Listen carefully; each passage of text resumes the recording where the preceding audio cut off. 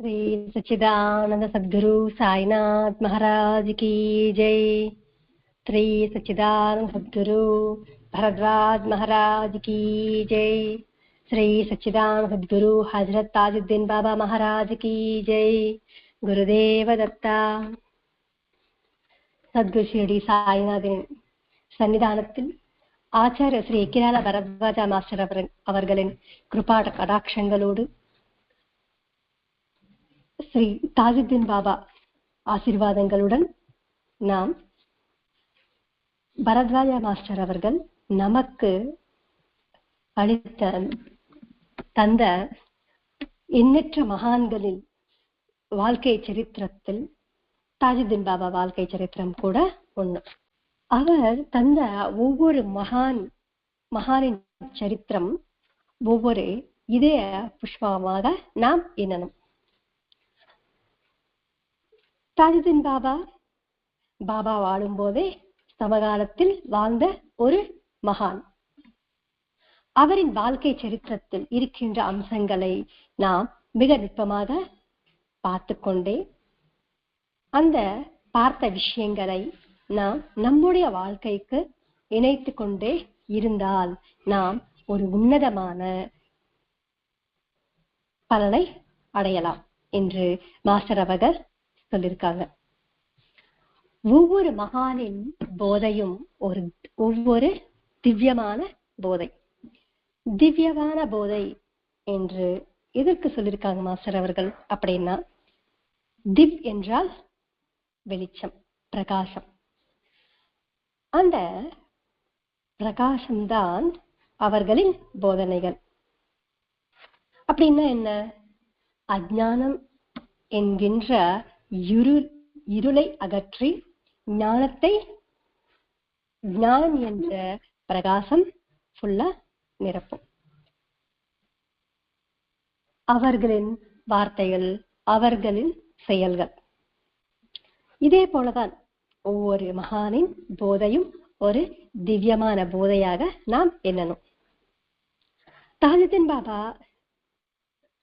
தங்கிட்ட வருகின்ற ஒவ்வொரு பக்தனுக்கும் எப்படி போதனைகள் செய்வார் என்று நாம் யோசித்தால் மிக ஆச்சரியமாக இருக்கும். அந்த போதனையை நாம் கவனித்தால் மிக பயனுள்ளதாக இருக்கும். இது ஏதோ ஒரு பக்தனுக்கு சொன்னது நமக்கு கிடையாது அப்படின்றது கிடையாது அப்படின்னு நாம் எண்ணக்கூடாது. ஏன்னா அவர்கள் சொல்கின்ற ஒவ்வொரு நல்ல வார்த்தை ஒவ்வொரு போதனைதான். அது அந்த போதனை அனைவருக்கும் சம்பந்தமானதா, உகந்ததுதான். எக்ஸாம்பிளுக்கு பகவத்கீதை நாம் எடுத்துக்கலாம். பகவத்கீதை கிருஷ்ணர் அர்ஜுனனுக்கு மட்டும் சொல்லியிருக்காங்களா அப்படின்னா அது அர்ஜுனனுக்கு மட்டும்தானா அப்படின்னா கிடையாது. இந்த சிருஷ்டியில் இருக்கின்ற ஒவ்வொரு உயிரினத்துக்கும் அது சம்பந்தமானதுதான். தமிழ்ல திருக்குறள் இருக்கு. திருக்குறள் அந்த காலத்தில் சேர்ந்தவங்களுக்கு மட்டும்தானா அப்படின்னா கிடையாது. தர்மமாக வாழணும் என்கின்ற ஒவ்வொரு மனிதனுக்கும் தெரிவிளையாடல் எவ்வளவோ நல்ல பலனை தரும். நாம் புரிஞ்சு கொண்டா நல்ல பலனை தரும். தாஜுத்தீன் பாபா போதனைகளை நாம் கவனித்தால் எவ்வளவோ பயனுள்ளதாக இருக்கும் என்று மாஸ்டர் அவர்கள் முதல் வரியிலேயே எழுதியிருக்காரு. ஏன் எழுதியிருக்காரு?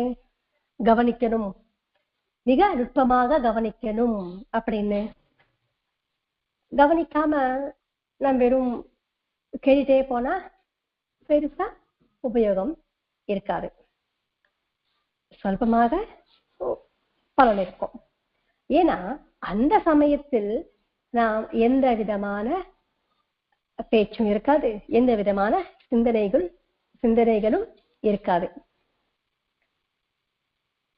ஆகையால் அந்த நேரத்துல என்ன பண்ணுவோம்? கேட்டுட்டே இருப்போம். சத்சங்கமாக இருக்கட்டும், பாராயணம் செய்தா படிச்சுட்டு இருப்போம். அப்படின்னா அந்த சமயத்துக்கு நம்ம என்ன முக்கியத்துவம் கொடுப்போமோ அதுக்கேற்ற பலன் நமக்கு வரும். நான் எதுவுமே செய்யலைங்க, நான் எதுவுமே காலத்தை நான் யூஸ் பண்ணிட்டுதான் இருக்கேன், வெட்டி பேச்சு எதுவும் பேசல அப்படின்னு சொல்லலாம். ஆனாலும் வெளிப்படையாக பேசாம இருக்கலாம். ஆனால் மனதளவில் கண்டிப்பா ஒரு இன்ட்ரெஸ்ட் இருக்கும். அவங்க பேசுறாங்களே, இந்நேரத்துக்கு பேசினா நல்லா இன்ட்ரெஸ்டா இருக்குமே அப்படின்ட்டு. இங்க மகான்களின் அவதாரம் இல்லைன்னா மகான்களின் தோற்றம் தோன்றுவது எதுக்கு, அவங்க எதுக்கு வராங்க அப்படின்னா, இப்ப கடவுளை எடுத்துக்கோங்க. கடவுளின் அவதாரம் எதற்காக? துஷ்ட சிக்ஷண சிஷ்ட ரக்ஷணம். இப்ப ராம அவதாரம் எடுத்துக்கோங்க. ராவணாசுரனை வதம் செய்வதற்கும், இன்னொன்னு விஸ்வாமித்திரன் யாகத்தை காப்பாற்றுவதற்கும் ராம அவதாரம் வந்தது. இதே கிருஷ்ணாவதாரம் தர்மராஜ் போன்ற சத்புருஷர்கள் காப்பதற்கும், துரியோதனன் போன்ற அகங்காரனை வதம் செய்வதற்கும் கிருஷ்ணாவதாரம் வந்தது. இங்க நம்ம கவனிச்சோம்னா, நோய் வந்ததுக்கு அப்புறம் பகவான் அவதாரம் எடுத்தாரு. அது ராமாவதாரம் இருக்கட்டும், கிருஷ்ணாவதாரம் இருக்கட்டும், குருமாவதாரம், இதே போல் தசாவதாரங்கள் எது எடுத்துக்கிட்டாலும் எல்லாமே நோய் வந்ததுக்கு அப்புறம் வைத்தியம் செய்வதற்கு அவதாரங்கள் வந்தது. ஆனா மகான்களின் அவதாரம் எப்படி இருக்கும் அப்படின்னா, நமக்கு நோய் வருவதற்கு முன்னாடியே அது ஆணிவேர் எங்க இருக்கு, அதற்கு தீர்வு என்ன, அதை நீக்குவதற்கு செயல்முறை என்ன, அது இந்த சிருஷ்டியில் தான் இருக்கு என்று மனிதர்களுக்கு தெரியப்படுத்துவதற்காக மகான்களின் அவதாரம் இருக்கு. இதுக்கு எக்ஸாம்பிள் ஒண்ணுமே இல்ல, போலியோ டிராப்ஸ் தான். போலியோ டிராப்ஸ் போன்றவங்க தான் மகான்களின் அவதாரம். போலியோ டிராப்ஸ் நம்ம சின்ன குழந்தையா பிறந்தவுடனே போட்டுடுவாங்க. எதற்கு? போலியோ வராம இருக்கிறதற்கு. அத மருந்து கண்டுபிடிச்சிட்டாங்க இல்லையா, அதனால வருவதற்கு முன்னாடியே போட்டுடுவாங்க. அதே போலதான் மகான்களின் அவதாரம். இந்த மனிதர்களில் தர்மத்தோடு வாழ்வதற்கும், அதே போல் இந்த சமுதாயத்தில் தார்மீகமான மதிப்புகளை நிலைநாட்டி அதர்மம் தலை தூக்காம மகான்கள் சத்தை வகிப்பார்கள். மகான்கள் செயல் எப்படி இருக்கும்னா, பனிஷ்மெண்ட் இருக்காது. இப்ப தசாவதாரம் எடுத்துக்கிட்டா எல்லா அவதாரத்திலும் ஒரு பனிஷ்மெண்ட் இருக்கு, வதம் இல்லையா? ஆனா மகான்களின் அவதாரம், அவர்களின் செயல் எப்படி இருக்கும்னா பனிஷ்மெண்ட் இருக்காது. தர்மத்தோட வாழ்வதற்கான ஒரு பிராக்டிஸ் இருக்கும். அது எப்படின்னா அவர்களின் திவ்யமான போதனைகள் வாயிலாக தான் இருக்கும். கௌதம புத்தர் ஒரு 3 விஷயங்கள் சொல்லியிருக்காங்க. மகான்கள் செய்வதில் இந்த 3 விஷயங்கள் எது சிறந்ததுன்ட்டு. ஃபர்ஸ்ட் ஒன் மகிமைகள் செய்வதனாலயா, இரண்டாவது அவர்கள் அடுத்தவர்கள் மனதில் என்ன இருக்கு அப்படின்னு கண்டுபிடிச்சு சொல்வதனாலயா, இல்லைன்னா மூன்றாவது மகான்களின் போதனைகளால் ஒரு மனிதரில் மாற்றம் கொண்டு வருவதா அப்படின்னா மூன்றாவதுதான் புத்தர் சொல்லியிருக்கார். மகிமைகள் செய்வதற்கு கிடையாது, அதே மாதிரி அடுத்தவங்க மனதில் இருக்க விஷயத்தை கண்டுபிடிச்சு சொல்வதனால இந்த 2 விதமான விஷயங்களில் எந்த விதமான பயனும் கிடையாது. மூன்றாவது சொல்லியிருக்காங்க இல்லையா, தன்னுடைய போதனைகளாலதான் ஒரு மனிதரில் முழுமையான ஒரு மாற்றம் கொண்டு வர முடியும் அப்படின்னு. இதேதான் எல்லா மகான்களும் செய்து கொண்டே இருப்பாங்க, செய்து கொண்டே இருந்தாங்க, இருப்பாங்க. இங்க ஒரு பிக்ஷகனான ஒரு சாது வந்து தாஜுதீன் பாபா கிட்ட வராரு. அவரை சேவித்து உபதேசம் அடைந்து பாபா கிட்ட இருந்தார். பாபா அவரை பார்த்து ஒரு வார்த்தை சொல்றார். என்னன்னா, அந்த நாயை கொன்று என்கிட்ட எடுத்துட்டு வா, நம் இருவரும் சேர்ந்து சாப்பிடலாம், புஜிக்கலாம் அப்படின்னு. ஏதாவது புரியுதா? ஒரு நாயை கொன்று எடுத்துட்டு வா, 2 பேரும் சாப்பிடலாம்னா கண்டிப்பா புரியவே புரியாது. இங்க மாஸ்டர் அவர்கள் அதுக்காக தான் முதல் லைன்லயே நமக்கு சொல்லியிருக்காரு, கவனித்தால் நமக்கு எவ்வளவோ பயன் இருக்கும் அப்படின்னு. இங்க நாய் எதோட ஒப்பிட்டு பார்க்கிறார் அப்படின்னா, மாஸ்டர் அவர்கள் உலக எண்ணங்களோடு, அந்த வியாமோகத்தில் இருப்பதுதான் நாயோடு ஒப்பிட்டு பார்க்கிறார். இந்த பிரபஞ்சம் ஒரு கடலம் போன்றது. நாய்கள் மட்டுமே அதற்காக தேடும். பிரபஞ்சம் முழுக்க சடலம் போன்றது அப்படின்னு சொல்லியிருக்காங்க. சடலம் என்ன? உயிர் இல்லாதது, அசாஸ்திரமானது.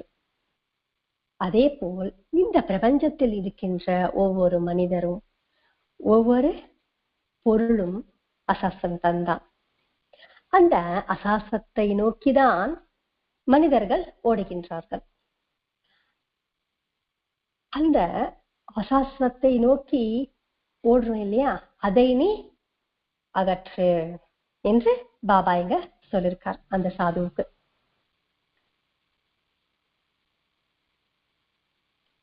அந்த நான் என்ன பண்ணும், தான் சாப்பிட்ட உணவை மறுபடியும் வாமிட் எடுத்து மறுபடியும் அது சாப்பிட்டோம்.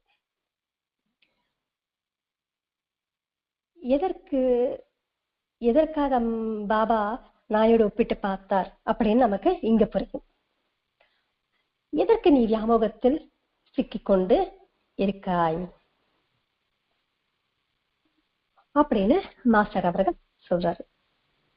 இப்ப நீ சாதுவாக வேஷம் போட்டிருக்க, இல்லைன்னா சன்னியாசி வேஷம் போட்டிருக்க, எல்லாமே வேண்டாம் அப்படின்னு, சகல சௌக்கியங்களும் எதுவுமே வேண்டான்னு ஒதுங்கி வந்தாச்சு. வந்ததன் பிறகு மறுபடியும் அந்த வியாமோகத்தில் அந்த உலக எண்ணங்களோடு ஏன் இன்னும் சிக்கிக்கொண்டே இருக்காய்? அதை நீ விட்டுட்டேன்னா நீ ஒரு சாது. அதனால்தான் பாபா வந்து நாயோட ஒப்பிட்டு பார்த்தார். இப்படி ஒவ்வொரு விஷயத்தையும் நம்ம மிக நுட்பமாக பார்த்து கொண்டே வந்தாதான் அதற்குள்ள இருக்கின்ற விஷயம் நம் மனதில் போய் நிற்கும். இல்லைன்னா ஏதோ ஒரு கோணத்துல பார்த்துட்டு விட்டுடும். அவர் ஏதோ பரிபாஷையில சொன்னாரு, நமக்கு புரியாது, தெரிஞ்சுக்கணும் அப்படின்னு எண்ணம் இருந்தாதான் மகான்கள் பேசுகின்ற ஒவ்வொரு வார்த்தைக்கும் ஒவ்வொரு வாக்கியத்துக்கும் நமக்கு பொருள் புரியும். இல்லைன்னா ஏதோ சொன்னார், அவருக்குதான் சொன்னாரு அப்படின்னு நம்ம விட்டுடுவோம். அது இல்லாம மிக நுட்பமாக நாம் பார்த்தோம்னா மனசுல போய் நிற்கும். அது எப்பவுமே அங்கிருந்து போகவே போகாது. ஜென்ம ஜென்மங்களுக்கு நம்ம கூடையே அந்த சம்ஸ்காரம் வரும். இன்னொரு வார்த்தை சொல்லியிருக்காரு. என்னன்னா, மாஸ்டர் அவர்கள் குரான்ல ஒரு வாக்கியத்தை சொல்றார் மாஸ்டர் அவர்கள். என்னன்னா, லௌகீக சுகங்களுக்காக தேடுபவர்கள் ஸ்ரீ. இன்னொரு வார்த்தை என்னன்னா,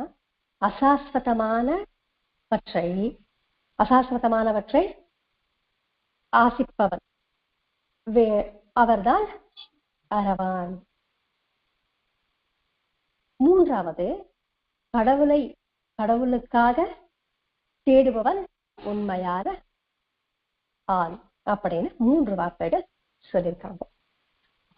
இங்க ஸ்ரீ, இது ஒரு சான்ஸ்கிரிட் வேர்டு இல்லையா? ஸ்ரீ அப்படின்னா ஒரு பெண். ஏன் பெண்ணை பத்தி சொல்றாங்க? அவங்க மட்டும்தான் லௌகிகமான விஷயங்களோடு இருக்காங்களா? ஒரு ஆண் கிடையாதா? ஏன் பிரவக்திக்கு இவ்வளோ பக்ஷபாதம், இவ்வளோ வேற்றுமை அப்படின்னு சந்தேகம் நமக்கு வரலாம். ஏன்னா நம்மளுடைய நாலேஜ் அவ்வளவுதான். ஆனா மகான்கள் எதுக்கு இந்த வாக்கியத்தை, இந்த வார்த்தையை யூஸ் பண்றாங்க, நமக்கு சொல்றாங்க அப்படின்னா, ஸ்திரீ ஸ்திரீ என்ன, சா தா ரா. சான்னா சத்வகுணம், தான்னா தமோகுணம், ரான்னா ரஜோகுணம். இந்த 3 குணங்கள் சேர்ந்திருப்பவர் தான் ஸ்திரீ. வெறும் மேலோட்டமா பார்க்க கூடாது, அதில் இருக்கின்ற ஆழமான பொருளை நாம் கவனிக்கணும். இந்த 3 குணங்களோடு யார் இருக்காங்களோ அவங்க எல்லாம் ஒரு பெண். ரஜோகுணம் தமோகுணம், சரி பரவாயில்லைங்க, அது எப்படி சத்வகுணம் கூட தப்பு அப்படின்னு சொல்றாங்க அப்படின்னு கேள்வி நமக்கு வரலாம். இப்ப சத்வகுணம் அப்படின்னா என்ன, ஒரு தான தர்மம் பண்றது சத்வகுணம் அப்படின்னு நம்ம எண்ணலாம். அந்த தான தர்மம் எந்த பாவனையோட நம்ம பண்றோம்? பேரு புகழுக்காகவா, இல்லைன்னா கடவுள் எனக்கு கொடுத்திருக்காரு அந்த வாய்ப்பை நான் செய்யறேன் அப்படின்னு எண்ணத்தோடு நான் செய்யறேனா அப்படின்னு நம்ம கவனிக்கணும். பேர் புகழுக்காக செய்தால் அந்த சத்வகுணமும் என்ன ஆகும்னா ரஜோகுணமாக மாறும். அதுதான் இங்க சொல்றாங்க. 2வது வார்த்தை என்ன சொல்லியிருக்காரு வாக்கியம், அசாஸ்வதமானவற்றை அசாஸ்வதமானவற்றுக்காக ஆசைப்படுபவன் அரவான். அரவான் எப்படி இருப்பாங்க? ஒரு பெண்ணும் கிடையாது, ஒரு ஆணும் கிடையாது. அதே போல் எது சாஸ்வதம் எது சாஸ்வதம் இல்லைன்னு தெரியாம அதற்காக ஓடுறான் இல்லையா, அவர்தான். அவர் எந்த வகைக்கும் சார்ந்திருக்க மாட்டார். மூன்றாவது பத்தி சொல்லியிருக்கார். யாருன்னா, பகவானை தேடுபவன் தான் உண்மையான மனிதன் அப்படின்ட்டு. இங்க ஆண் அப்படின்னு சொல்லியிருக்காங்க. ஆண்ன்னா என்ன, வெறும் ஆண் மட்டுமா? கிடையாது. பகவானுக்காக யார் உண்மையாக தேடுறானோ அவர் ஒரு மனிதன். அது ஆணாக இருக்கலாம், பெண்ணாக இருக்கலாம், இல்லைன்னா அரவானாக இருக்கலாம். யாராக இருந்தாலும், எந்த ஒரு உயிரினமாக இருந்தாலும் அது ஒரு மனிதன் தான். நம்ம காலாஸ்திரிய பார்த்தாலும் நமக்கு தெரியும். ஒரு ஸ்பைடர், ஒரு யானை, ஒரு பாம்பு. இதை 3 பகவானுக்காக தான், பகவானை நோக்கிதான் தன்னோட பயணம் இருந்தது, பகவானை தான் தேடினது. ஆகையால் அதுவும் ஒரு மனிதர் தான், உண்மையான மனிதர்கள். இந்த சூக்தியில் பாபா அந்த சாதுவுக்கு என்ன சொல்லி கொடுக்கிறார் அப்படின்னா, லௌகீகமான கோரிக்கைகளோடு நீ இருக்கக்கூடாது, அப்படி வந்தாலும் அதை நீ அடியோட நீக்கணும் அப்படின்னு போதனை செஞ்சிருக்காரு. இந்த போதனை அந்த சாதுவுக்கு மட்டும்தானா அப்படின்னா கிடையாது. அர்த்தத்தை, அந்த அதுக்குள் இருக்கின்ற பொருளை புரிஞ்சுக்கின்ற ஒவ்வொருத்தருக்கும் இந்த போதனை உபயோகமாக இருக்கும். நெக்ஸ்ட், இன்னொருத்தர் பாபா கிட்ட வர்றாரு உபதேசத்துக்காக. அவர் என்ன சொல்றாருன்னா, பாபா என்னுடைய மனம் வைத பாவத்தில் சிக்கி கொண்டிருக்கு அப்படின்னு அவர் ரொம்ப கவலையோடு சொல்றாரு. அப்ப பாபா ஒரு சிம்பிளா ஒரே ஒரு வார்த்தையில முடிச்சிட்டார். என்னன்னா, 6 பேர் உன்னுடைய இதயத்தில் வசிக்கிறாங்க, ஆகையால் உன்னுடைய மனம் துவைத பாவத்தில் சிக்கி கொண்டது, அவர்களை வெளியேற்றணும் என்றால் ஏகாந்தவாசம் அவசியம் அப்படின்னு சொல்லியிருக்கார். 6 பேர் உன்னுடைய மனசில் இருக்காங்க, ஆகையா அதனால்தான் உனக்கு துவைத பாவம். துவைத பாவம் என்றால் என்ன? வேறு 2 பாவனைகள். அந்த 2 பாவனைகளோட உன்னோட மனம் ஃபுல்லா இருக்கு, அதை அதை போக்கணும் அப்படின்னா, அந்த 6 பேரையும் வெளியேற்றணும் அப்படின்னா ஏகாந்த வாசம் உனக்கு அவசியம். நமக்கு தெரிஞ்ச விஷயம்தான். 6 பேர் அப்படின்னா பொல்லாதவர்கள். அந்த 6 பேரும் பொல்லாதவர்கள். யார் அப்படின்னா அரிஷட்வர்க்கங்கள். காம குரோத லோப மோக மதமாச்சரியங்கள். இத எப்ப நம்ம மனசுக்குள்ள இருக்குமோ, நம்முடைய எண்ணம் எப்படி இருக்கும்னா, எனக்கு, என்னது, நான் அப்படின்ற ஒரு அகங்காரம், ஒரு துவைத பாவம் நமக்குள்ள நமக்கு தெரியாமலேயே உட்கார்ந்துருக்கும். அந்த துவைத பாவத்திலிருந்து நீ விடுபடணும் அப்படின்னா என்ன பண்ணணும் அப்படின்னா ஏகாந்த வாசம் அவசியம். ஏகம் என்றால் என்ன? இருக்கிறது ஒண்ணுதான் அப்படின்றது. 2 இல்லை. வாசம் என்றால்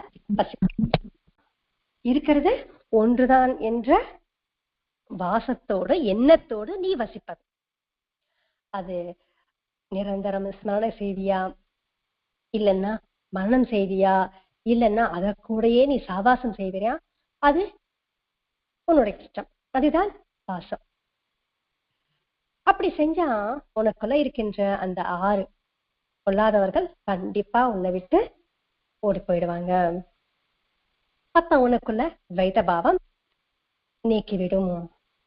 அத்வைதம் உன் மனசுக்குள்ள ஆழமாக நிலையாக நிற்கும். இதற்கு ஏகாந்தம் அவசியம். ஏகாந்த வாசமும் அவசியம்.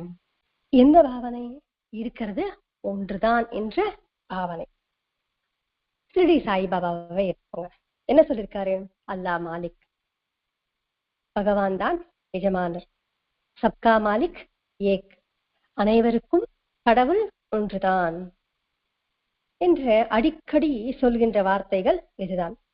அந்த பாவனையோடு நாம் இருக்க முடிஞ்சால், இருந்தால்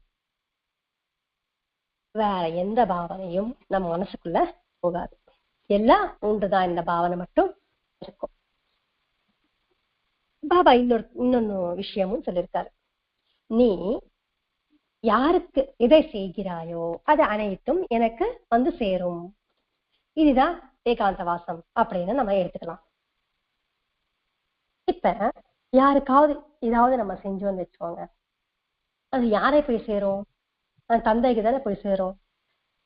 அப்படி எண்ணம் நமக்கு இருந்தா அடுத்தவங்களை பத்தி ஒரு சொல்ல மாட்டோம், அவங்களுக்கு எந்த விதமான தீங்கும் செய்ய மாட்டோம், அவங்களுக்கு நல்லதே செய்வோம். எப்ப நான் என்ன அடுத்தவங்களுக்கு என்ன செய்யறேனோ அது பாபாவுக்கு தான் போய் சேரும் என்ற பாவனை எனக்குள்ள இருந்தால் கண்டிப்பா நல்லதே செய்வோம். அதுதான் சத்வகுணம். நமக்கு தெரிஞ்ச விஷயம்தான். மகாபாரதம் பத்தி, மகாபாரதத்துல என்ன சொல்லியிருக்காங்க? பரஹிதம் புண்ணியம் பரபீடனம் பாபம் அப்படின்ட்டு. இந்த வாக்கியத்தை நாம் ஞாபகத்துல வச்சுக்கொண்டா துவைத பாவனை கண்டிப்பா நம்ம கிட்ட போயிட்டு அத்வைத்தம் நம் மனசுக்குள்ள நிற்கும். இதற்கு என்ன பண்ணணும்? ஏகாந்த வாசம். ஏகாந்த வாசம் அப்படின்னா எல்லாத்தையும் விட்டுட்டு பாட்டுக்குள்ள போய் உட்கார்றது கிடையாது. இந்த லௌகீகமான எண்ணங்களுக்குள்ள நாம் சிக்கி கொள்ளாம நம்முடைய மனம் ஏகாந்தமா வச்சுக்கணும். இதற்கு முன்னாடி ஏகாந்த வாசம் என்று சொல்லியிருக்கோம். இங்க ஏகாந்தம். ஏகாந்தம் என்ன? தனிமை. தனிமை அப்படின்னா நமக்குள்ள நாம் மெய்மறந்து இருப்பது. மெய்மறந்து அப்படின்னா நமக்கு கொடுத்த அனுபவங்களை நாம் திருப்பி திருப்பி ஞாபகம் செஞ்சுக்கிட்டே இருந்தா, ஒரு மரணம் செஞ்சுக்கிட்டே இருந்தா அதுதான் மெய்மறந்து இருப்பது. இல்லைன்னா கடவுளோட குணங்களை நாம் ஸ்மரிச்சுக்கிட்டே இருக்கணும். இதுதான் மெய்மறந்து. இந்த பிரபஞ்சத்தில்தான் இருக்கணும். ஆனால் இந்த பிரபஞ்சத்தோடு எந்த விதமான விஷயங்களோடு நான் வியாமோகத்தோடு இருக்கக்கூடாது. அதற்கு எப்படி இருக்கணும் அப்படின்னா, ஒரு தாமரை இலை, அதன் மேல் ஒரு நீர் துளிப்பட்டா எப்படி மின்னும்? ஒரு முத்தாக ஜொலிக்கும். அந்த முத்தாக இருப்பதுதான் ஏகாந்தம். இதற்கு வைராகியத்தோடு இருக்கும். வைராகியம் என்ன? நமக்கு தெரிஞ்சது ஒண்ணுதான், என்னன்னா எல்லாமே விட்டுட்டு இருக்கிறது அப்படின்னு. அது கிடையாது. இப்ப ஒரு பலாப்பழம் இருக்கு, அதை கட் பண்ணணும்னா நம்ம என்ன பண்ணுவோம்னா நம்ம கைக்கு அப்புறம் கட் பண்ற அந்த நைஃப்க்கு எல்லாமே நல்லா எண்ணெயை தடவிட்டு அதுக்கப்புறம் கட் பண்ணுவோம். ஏன்னா அதோட பிசுப்பு நமக்கு ஒட்டாம இருக்கிறதுக்கு, ஈஸியா அது பழம் வெளியே வர்றதுக்கு. இதே போலதான் அந்த ஆயில், அந்த எண்ணெயை தடவுறோம் இல்லையா, அதுதான் வைராக்கியம். என்ன விதமான வியாமோகம் இல்லாம இருக்கிறது தான் வைராக்கியம். இன்னொன்னு சொல்லியிருக்காங்க, என்னன்னா நமக்கானது எதுவும் நாம் ஆசைப்படக்கூடாது. இது கூட ஒரு விதமான வைராக்கியங்க. இப்படி வைராக்கியத்துக்கு ஒரு சிம்பிளான எக்ஸாம்பிள்ஸோட நமக்கு சொன்னா நமக்கு ஈஸியா புரியும். அதனால்தான் மாஸ்டர் அவர்கள் ஒரு சின்ன உதாரணங்களோடு நமக்கு சொல்லிக் கொடுக்கிறாரு. இப்படி எத்தனையோ பேர் சந்தேகங்களோடு தாஜுதீன் பாபா கிட்ட வராங்க. அவர் தன்னுடைய திவ்யமான போதனைகள் வாயிலாக அவர்களுக்கு புரிகின்ற மாதிரி போதனை செய்து கொண்டே இருக்கார். இன்னொரு பக்தர் வந்திருக்காரு. அவர் என்னன்னா, பாபா, நான் இந்த சம்சாரத்தில் சிக்கிக்கொண்டு இருக்கேன், நான் இதிலிருந்து வெளியே வரணும், அதற்கு நான் என்ன செய்யணும் அப்படின்னு கேட்டிருக்காரு. கேட்டா பாபா சொன்ன வார்த்தை என்னன்னா, பந்தியாக இருக்கின்ற அந்த புறாக்களை விடுதலை செய் அப்படின்னு சொல்லியிருக்காரு. இங்க பந்தி புறாக்கள் அப்படின்னு சொல்லியிருக்காங்க. புறா எதோட ஒப்பிட்டு பார்த்தார், எதற்கு இங்க சொல்லியிருக்காங்க அப்படின்னா, புறா என்ன செய்யும், எப்போவே சவுண்ட் பண்ணிட்டே இருக்கும், சத்தம் போட்டுட்டே இருக்கும். அந்த கூண்டு என்கின்ற அந்த கோரிக்கைகளுக்குள்ள இருக்கின்ற அந்த புறா எப்போவே சத்தம் போட்டுட்டே இருக்கும். அதே போலதான் நம்முடைய மனம், கோரிக்கை ஃபுல்லா இருந்துச்சுன்னா நம் மனம் நிம்மதியாகவே இருக்கவே இருக்காது. எப்பவுமே ஏதாவது யோசிச்சுட்டே இருக்கும். அதான் சவுண்ட் பண்றது, சத்தம் போடுவது. அதற்கு ஒரு பாட்டு ஒண்ணு சொல்லியிருக்காரு. சாப்பிட்டு நடமாடு, உன் கடமையை நிறைவேற்று. சும்மா ஒரு இடத்துல உட்கார்ந்திருப்பது, எந்த வேலையும் செய்யாமல் இருப்பது இல்லை விரக்தி. நல்ல வேலைகளை செய்ய விடாமல் கடவுளை மறக்க செய்யும் எண்ணங்களின் ஓட்டத்தை தடுப்பதே விரக்தி. இங்க ஃபர்ஸ்ட் லைன் என்னன்னா, சாப்பிட்டு நடமாடு, உன் கடமை நீ நிறைவேற்று. நமக்கு என்ன தோணும், சாப்பிடணும் போல இருக்கு, நல்லா சாப்பிட்டுட்டு நம்மளுடைய கடமையை செய்யணும் போல இருக்கு அப்படின்னு நம்மளுடைய எண்ணம். அது கிடையாதுங்க. ஆகாரம் அப்படின்னா வெளிப்படையான இருக்கின்ற அந்த ஆகாரம் கிடையாது. பாகியமான வெளிப்படையான ஆகாரம் கிடையாது, ஆந்தரிங்கமான ஆகாரம். ஆந்தரிங்கமான ஆகாரம் அப்படின்னு ஞானம். அந்த ஞானத்தை அடைந்த பிறகு உன்னுடைய கடமை நீ நிறைவேற்று. அந்த ஞானத்தை நீ இந்த சமுதாயத்துக்கு கொடுப்பதுதான் உன்னுடைய விதி. மகான்கள் அனைவரும் செஞ்சது இதுதான். அதற்காகத்தான் அவர்கள் ஃபுல்லா இந்த உலகத்தை சுற்றி தான் அடைந்த ஞானத்தை அனைவருக்கும் பகிர்ந்து கொடுப்பதுதான் உன்னுடைய விதி அப்படின்றதுதான் ஃபர்ஸ்ட் லைன்கான பொருள்.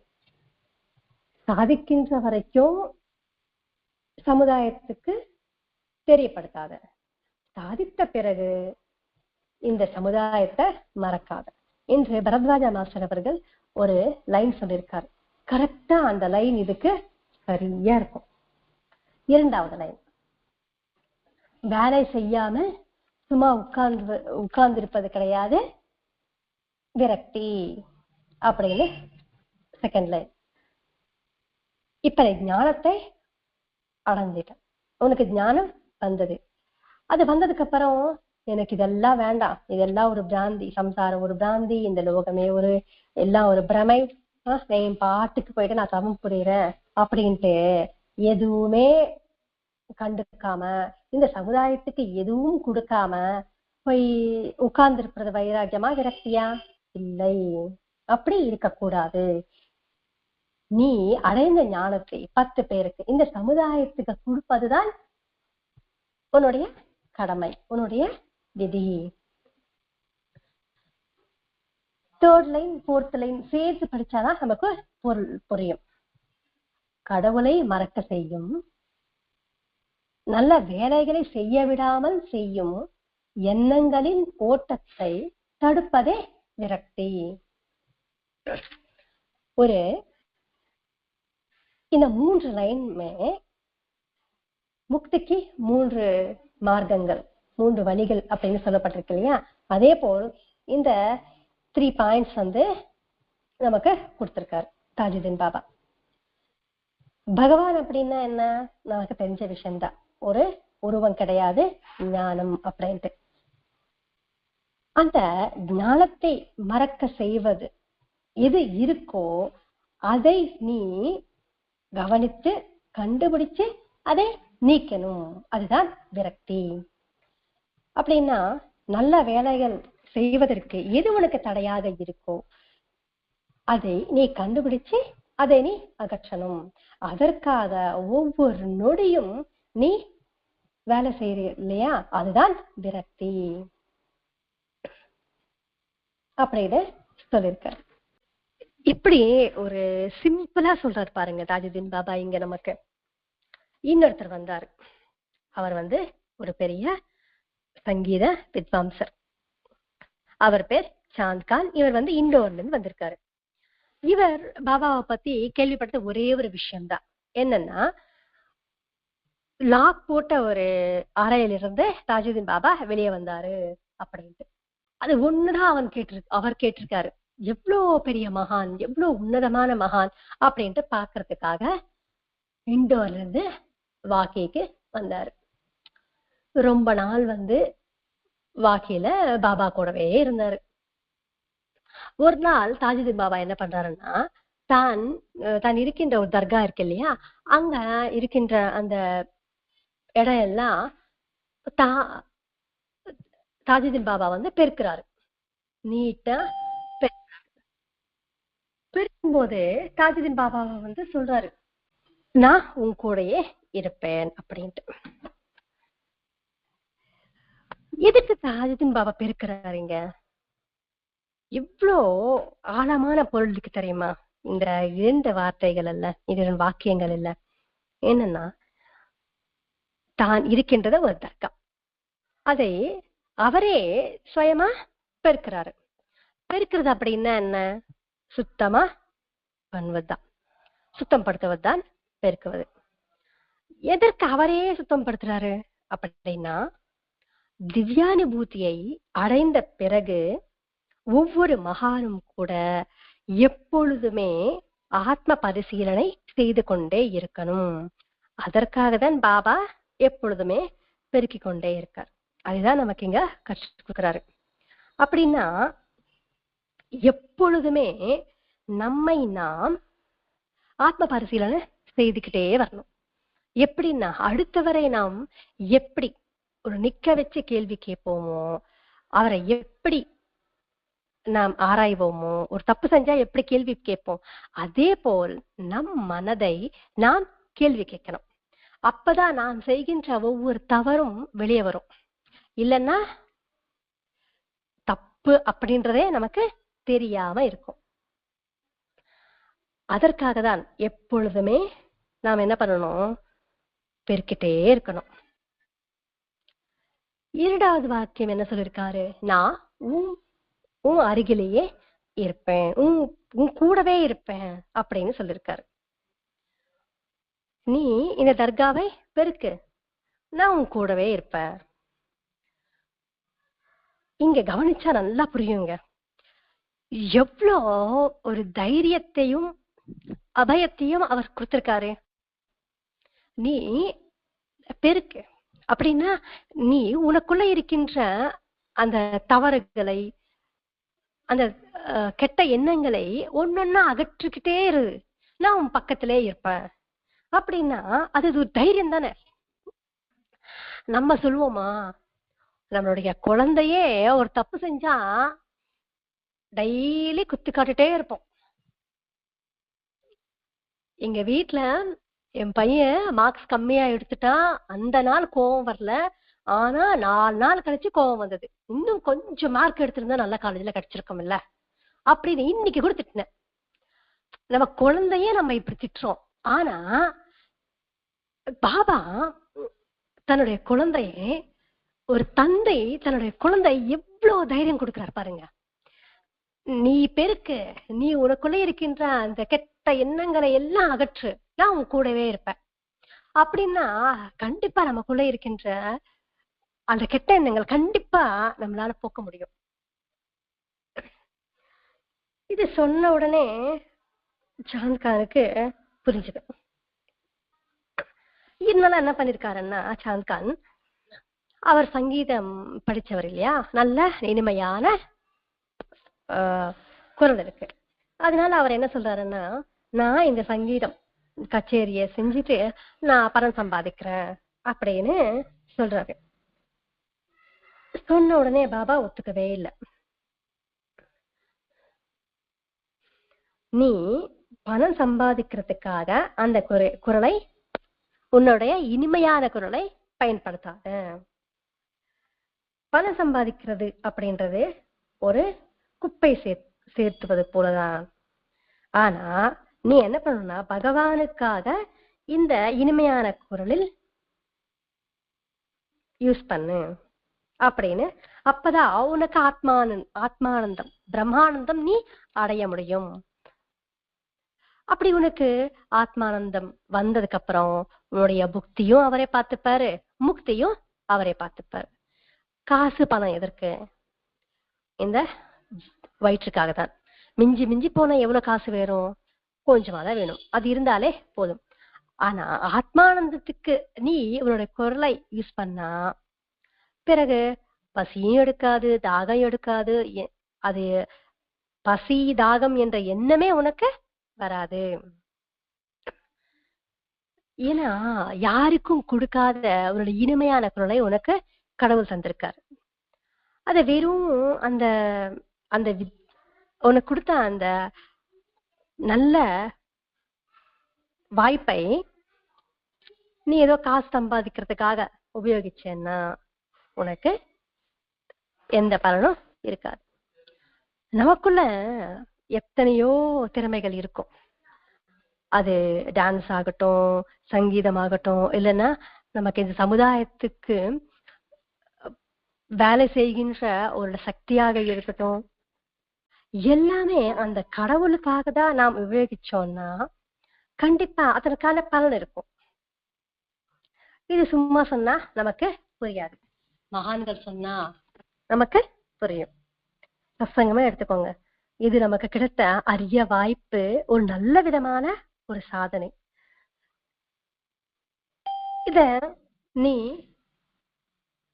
பயன்படுத்திக்காம ஏதோ சுலாபத்துக்காகவோ இல்லைன்னா அடுத்தவங்களை சந்தோஷப்படுத்துறதுக்காகவோ இல்ல வெறும் அந்த ஆடம்பரத்துக்காகவோ நீ பயன்படுத்திட்டேன்னு வச்சுக்கோங்க, அதற்கான பலனும் சூன்யம்.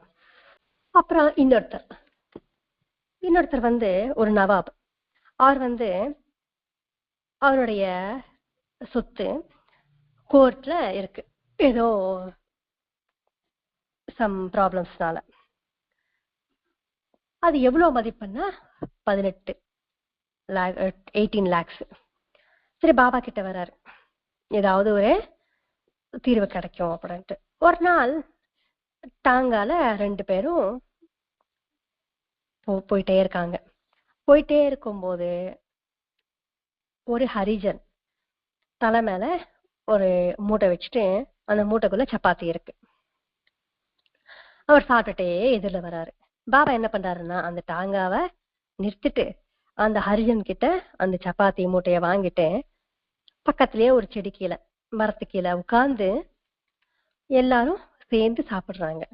ஒரே ஒரு சப்பாத்திய அந்த நவாபுக்கு கொடுத்துட்டு என்ன சொல்றாருன்னா, எல்லாமே நீ சாப்பிட்டேன்னு வச்சுக்கோ, உனக்கு லூஸ் மோஷன் ஆகும் அப்படின்னு சொல்றாரு.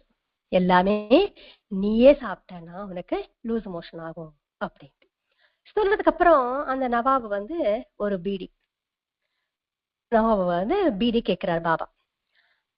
அந்த பீடிய பாபா கிட்ட கொடுத்துட்டு இதுதான் உகுந்த சமயம் அப்படின்ட்டு தன் கிட்ட இருக்கின்ற அந்த கோர்ட்டோட பேப்பர்ஸ் எல்லாமே ஆசீர்வாதத்துக்காக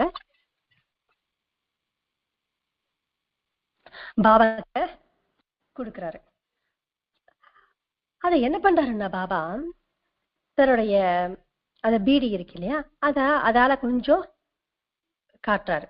காட்ட உடனே காட்டிட்டு இதுதான் என்னோட முத்திரிகை அப்படின்னு அந்த பேப்பர்ஸ் ஃபுல்லா நவாபுக்கே கொடுத்துட்டாரு. அத என்ன பண்ணாரு, வெறும் சும்மா காட்டுட்டு இதுதான் என்னோட முத்திரிகை அப்படின்ட்டு. அவர் ரொம்ப விவேகியானவர். அதனால அவர் உடனே கண்டுபிடிச்சிட்டாரு பாபா என்ன சொல்றாரு அப்படின்ட்டு. இந்த 18 லட்சத்தை இருக்கின்ற இந்த சொத்து வந்து நம்மது கிடையாது, அது எல்லாமே ஷேர் பண்ணணும்.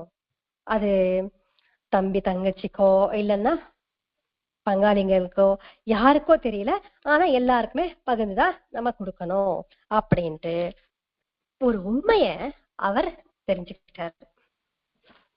ஏதோ பாபா அந்த காகிதத்தை எரிச்சிட்டாரு அப்படின்னு யோசிக்காம உண்மையான பாபா வாக்கில் இருக்கின்ற செயலில் இருக்கின்ற அந்த பாவத்தை உடனே கண்டுபிடிச்சிட்டார்.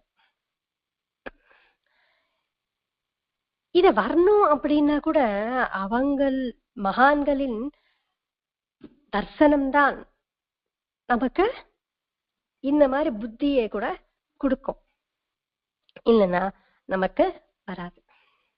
இது வெறும் அந்த சொத்து விஷயத்துல மட்டும்தானா இந்த பகிர்ந்து கொடுப்பது அப்படின்னா இல்ல. நம்ம எதை அது இல்லையோ அதுக்காக நான் ஆசைப்படக்கூடாது. இன்னொருத்தர் வந்து பாபா கிட்ட வர்றார். அப்துல் ரஹ்மான் அப்படின்ற ஒரு கோத்வால், நாகப்பூர் கோத்வால். அவர் பாபா கிட்ட வந்து பருப்பு வகைகள் எடுத்துட்டு வந்து பாபா கிட்ட கொடுக்குறாரு. பாபா அது வாங்கவே இல்லை. பக்கத்திலே இன்னொருத்த ஏழை அவர் வந்து பாபாவுக்கு ரொட்டி கொடுத்தா இது நம்ம சாப்பிடலாம் அப்படின்ட்டு மனப்பூர்வமா அதாவது ஏற்றுக்கொண்டார். அந்த கோத்வால் கொடுத்த அந்த பருப்பு வகைகள் அவர் ஏத்துக்கவே இல்லை. என்ன சொல்றாருன்னா அந்த கோத்வால் கிட்ட, இதை சாப்பிட்டுட்டு ஜீரணம் செய்வது எனக்கு தெரியாது, என்னால் முடியாது அப்படின்னு பாபா சொல்றாரு. எதற்காக பாபா அப்படி சொல்லியிருக்காரு அப்படின்னா, அநியாயமா சம்பாதித்தது எதுவுமே பகவானுக்கு பிடிக்காது, அவர் ஏற்றுக்கொண்ட மாட்டார். நியாயமாக சம்பாதித்தது கொஞ்சமாக இருந்தாலும் கூட அந்த கடவுளுக்கு பிடிக்கும். துலாபாரமே எடுத்துக்கோங்க. கிருஷ்ணர் எதை விரும்பினார்? பணம், நகை, மணி மாணிக்கம் அதெல்லாம் விரும்பினாரா? இல்ல. வெறும் ருக்மிணி தந்த சின்ன துளசி இலை. ராயபாரத்துக்கு வந்த கிருஷ்ணர் யார் வீட்டுக்கு போனாரு? துரியோதன் வீட்டுக்கா விதுரன் வீட்டுக்கா? விதுரன் வீட்டுக்குதான். ஏன்னா துரியோதன் மனம் ஒரு நிலையாக இல்ல, சாந்தமாகவும் இல்ல, சாத்விக பாவனைகளும் இல்லை. அதற்காக தான் அங்க அவர் போகவே இல்லை. தாஜுதீன் பாபா இப்படி தன்னுடைய திவ்யமான போதைகள் வாயிலாக எத்தனையோ பேருக்கு எத்தனையோ விஷயங்கள் சொல்லிட்டே இருக்காங்க. இது நாம் கவனிச்சா நமக்கு கூட ஒரு மகா பிரசாதம். இங்க நம்ம பார்த்த ஒவ்வொரு விஷயம், அந்த நாய் விஷயமாக இருக்கட்டும், ஆறு பேர் சொன்னாங்க இல்லையா, அவங்கள பத்தி ஆகட்டும், இல்லைன்னா புறாக்கள் பத்தி ஆகட்டும், இனிமையான குரல் இருந்து காந்த் அவர் பத்தி ஆகட்டும், அப்புறம் இந்த கோத்வால் பத்தி, இவங்களை பத்தி இவங்களுக்கு எல்லாமே சொன்னா ஒவ்வொரு போதனையும் ஒரு திவ்யமான போதனை தானே, ஒரு திவ்யமான சந்தேசம் தானே.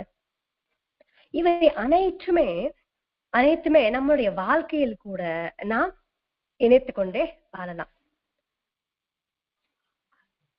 அந்த நவாபு சொன்னார் இல்லையா, உனக்கானது எதுவும் நீ ஏற்றுக்கொள்ள கூடாது, நீ வாங்கக்கூடாது அப்படின்னு. இது நமக்கும் சேர்ந்தது தானே. இதுதான் மகான்களின் திவ்யமான சந்தேசம். இதை நாம் கவனித்தால் அற்புதமான ஆனந்தானுபூதியை நாம் பெற முடியும். அத்வைதத்தில் நாம் நிலையாக இருக்க முடியும். ஏகாந்த வாசமும் செய்ய முடியும், ஏகாந்தமாக நாம் இருக்க முடியும். இந்த குணங்கள் அனைத்தும் நமக்கு பரத்வாஜ மாஸ்டர் அவர்கள் தந்த ஒரு அமிர்த பாண்டம். அதை நாம் ஏற்றுக்கொண்டு ஸ்வீகரித்து அவருக்கு ஜன்மங்களுக்கு நன்றி தெரிவித்துக் கொண்டே அந்த திவ்யமான போதனைகள் இருக்கின்ற அந்த சாரத்தை கிரகித்து நாம் ஆச்சரிக்க முடியும் என்ற திட சங்கல்பத்தோடு நம்முடைய பயணம் நாம் பயணிக்கலாம்.